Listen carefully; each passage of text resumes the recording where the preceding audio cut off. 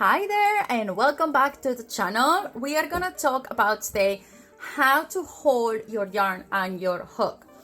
Let me tell you this, really easy peasy. Every person is different, every person does it in a different way, so don't obsess yourself in how do I do it and you don't do it, okay?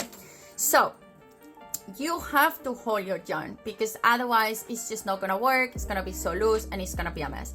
The way how everybody do it is absolutely different, okay? So what we're gonna do is you're gonna take your yarn, the longest bit, and then you're gonna put it through your pinky. Okay, I'm gonna do it like this so you're gonna see it. You're gonna go through your pinky, under, over your index, and there's your yarn, okay? This is a way to hold it, okay? So you make sure that your hand is tight. You are gonna hold always your yarn in there, okay?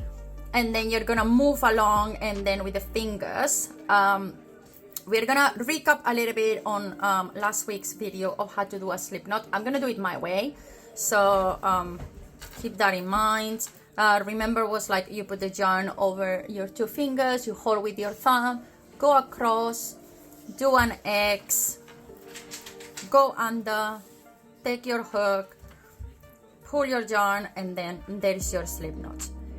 Me, being honest with you, I'm gonna show you, like, I just basically hold it this way and it works for me. So I kind of hold my yarn in there. I have it over my index, under my three fingers. So I'm keeping it in there. And then I just go along. I don't want to overwhelm you right now with what I'm doing, but you can see, like, this is how I keep, like, this is loose. So when I am moving, I am just creating tension on my index and my thumb. I'm not having any tension here, but if I'm to let go, as you can see, how can I get my yarn, okay? So it's important to hold with your other fingers your yarn and then hold your project. This is what goes tight, this go loose, so the yarn will run through your fingers smoothly. And then when you are moving along the project, you're doing the same. You will be holding the project and these ones will just go loose. The way how I show you as well before is just like you go through your pinky around and then you come to your index and then you come here and then you hold it, and it's kind of like, now it's too loose, so I will kind of like have to do like that, and then I'm gonna go through it, and then because I'm not creating any tension here, the yarn is moving smoothly through my fingers. Can you see how is it moving? Like, if I do, let me see if I can do like this so you can see how the yarn moves around. Can you see? Yeah, the way to hold it, it will just depend on you, but the important that you need to understand here is that this has to be holded at all times, same than this. You will always hold your project as where you are. Right now, we are with the chains, which obviously I don't want to overwhelm you, and you're gonna learn more about it in other videos, but that's how it should be. As well, let's talk about how to hold your hook. So holding the hooks, you can hold it in a pen position or in a knife position.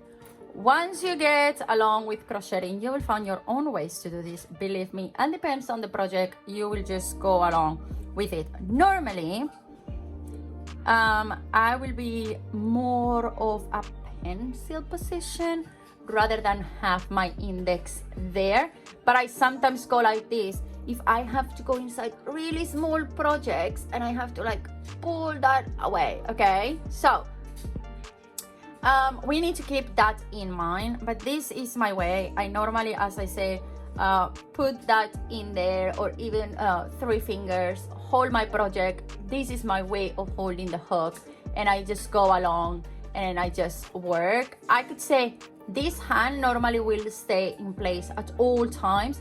This is the hand that moves, so you're going to kind of help your project. You don't have to, you can always just keep it like this, but it will be harder. You see, like it will be harder if you have to go all along. You have to have both of your hands working together, and rather than make a massive motion with this one, because this one will get really tired, you could just help yourself with the other one. And then when you go through this, I'm just gonna go through this again. Don't overwhelm yourself, but as you can see, this way I'm doing more of like a loose motion, like I'm not really holding that close anymore. Like when I was doing chains, I'll be more at the front of my hook. Okay, when I am with a project, I'll hold the project with my other fingers so I can see where I'm going, and I'm gonna be quite close to my project, and then I'm gonna work and then let it loose for a minute and then hold it back again and then back. So it's all a game of your fingers. You're gonna get used to, you're gonna be easier once you move along, but it's not that big of a deal. And those are the two options I can give you to hold your yarn and hold your hook, and then you can move along with that. The more you practice, the better you will be.